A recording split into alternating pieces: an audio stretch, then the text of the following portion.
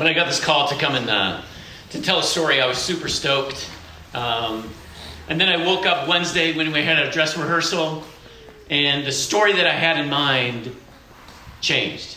I was like, the story that I had was not the story that I needed to tell. This was the story that I needed to tell. I've got 3 warnings about this story. 1, I'm going to bawl like a baby. That's number 1.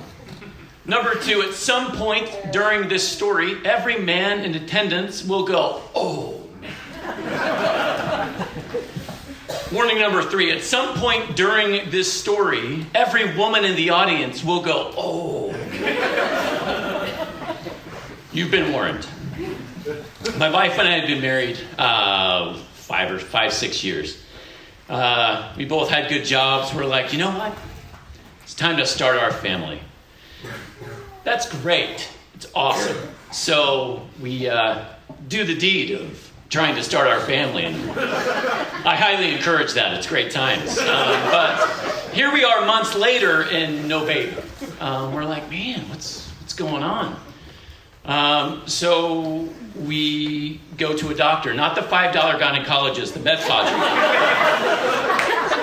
We go to a doctor, and the doctor's like, look, we're going to have you track cycles and test body temperature and watch the phases of the moon, and we're going to figure this out.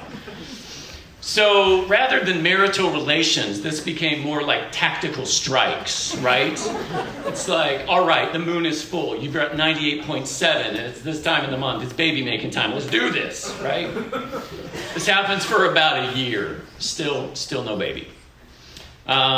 So more doctors. They're like, Kyle, let's have you come in and get some stuff checked out. I'm like, yeah, I'm all in. Let's see what's going on. So they're like, we're gonna need you to give us a sample. I'm like, okay, cool, yeah, I'll give you a sample. And I get a call back, and they're like, hey, Kyle, did we get that full sample? Did you miss any of it? And I'm like, oh, I mean, pretty sure the sample got in there. Don't have a lot of experience with that. Do you need me to come give another sample? Yeah, come on down. Let's have you give another sample. So here I am, giving another sample. And I get a call back, and they're like, hey, we don't see any swimmers in your sample. Man, I was crushed. I'm the man, right? I should have Michael Phelps-esque swimmers down there, razor wire heads, and we're gonna get babies. And there's nothing. I can't see anything.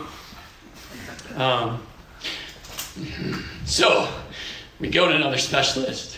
They're like, hey, we're gonna need you to give another sample. I'm like, well, I'm pretty good at this by now, so let's do this. And then after you give the sample, we're going to have you pee in a cup to see if, your swimmers are taking a left turn at Albuquerque.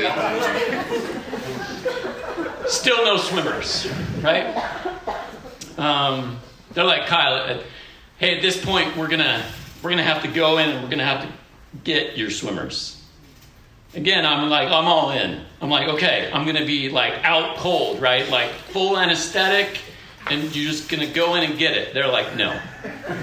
No, you're going to be awake, and we're going to give you this thing called Rufalin, commonly known as a roofie. And I've heard some bad stuff about roofies, right? We've heard bad stuff about roofies.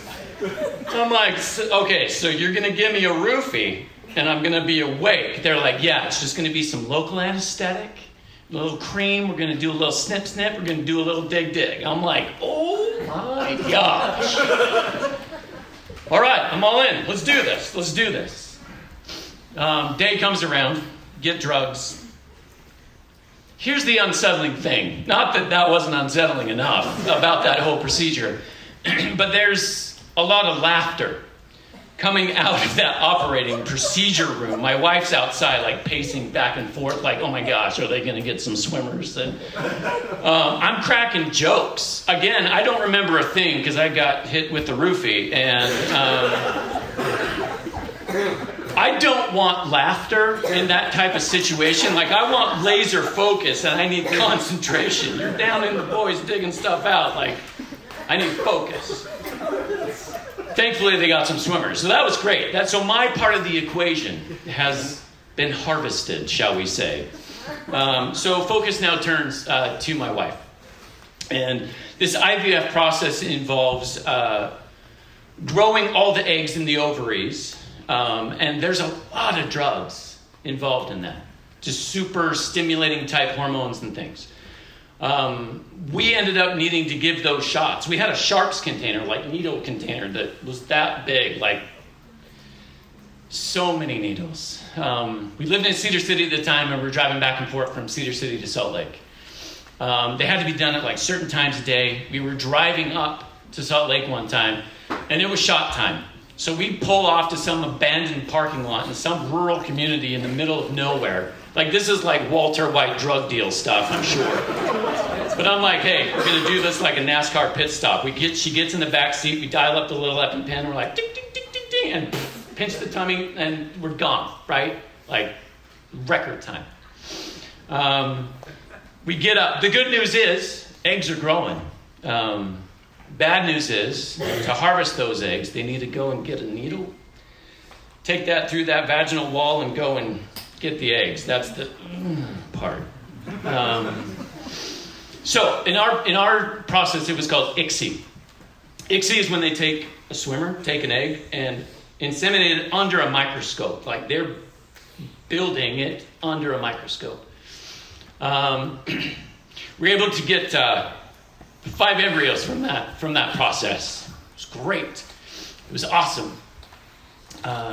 Transfer day came where they put those embryos in.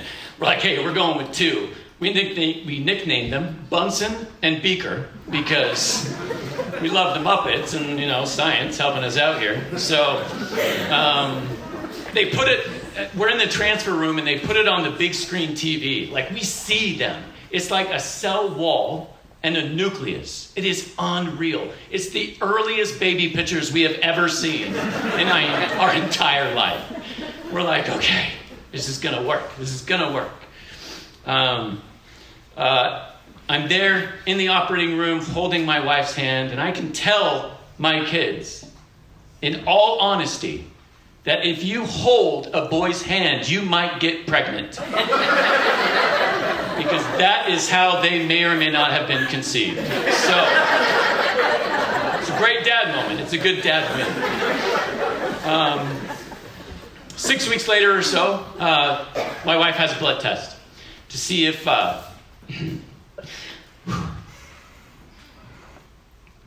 anything sticks, to see if she's pregnant. We get a positive blood test back. Yeah, she's pregnant. Yes, this is great news. More weeks pass. We have an ultrasound.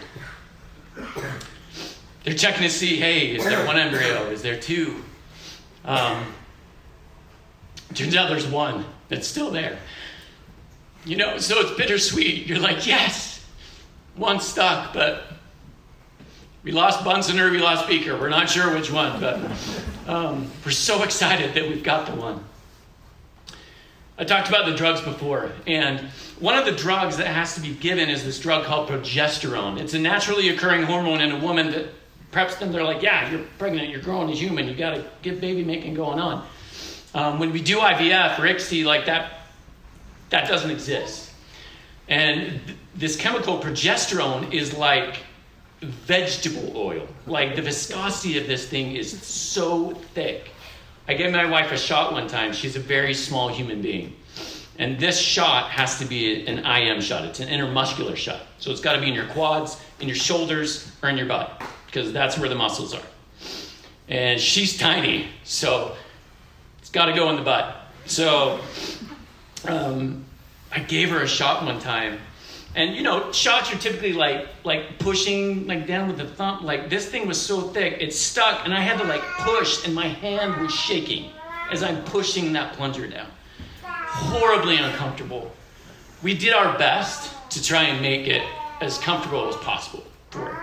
My niece was a nursing student down at Southern Utah University, so she was getting all the nursing practice that she could handle. We were trying like hot packs, cold packs, doing a little massage before. We found that music could be a distraction. We're a big musical theater family in my family. So one night we were listening to My Fair Lady.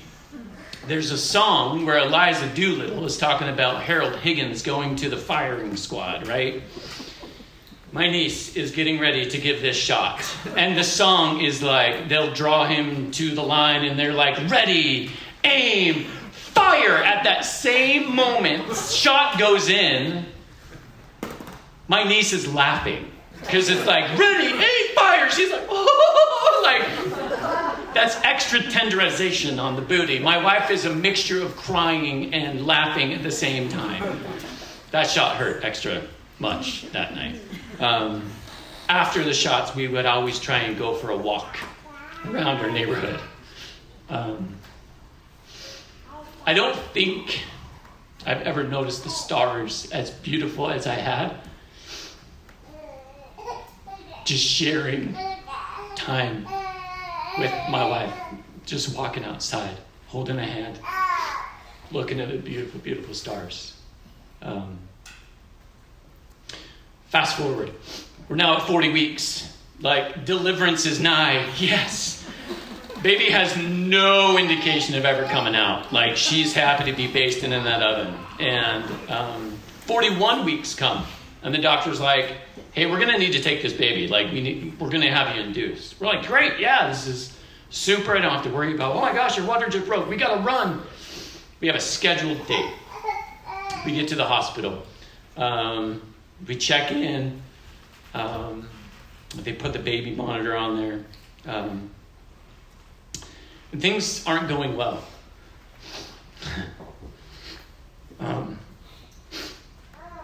My wife's having contractions, but she's not progressing. There isn't any kind of dilation, right? She can't be pushing a baby out. To make matters worse, the baby's heart rate starts going up and then crashes. It goes up and then crashes. They're like, hey, we're going to have to take this baby with a C-section. I'm like, yeah, do this. Go. They wheel my wife out of the room, and I'm there by myself for a minute. Because my whole world just went out the door. It's 3 years of shots and ups and downs. And man, I was so scared. We get to the operating room. You guys, this wasn't a birth. This was like an exorcism because my wife has been spinal tapped, right? She can't feel anything. There's a curtain. It's just her head above the curtain. That's all I see. I'm like, I'm not going around the curtain. I don't want to see what's back there. But her head's here, but her body is just thrashing around. Like I can hear it just. And at one point, I hear what I think is the doctor getting up on the table to be like, I swear, baby girl is holding on to my wife's wrist like, no, I will not come out. But then I hear her cry.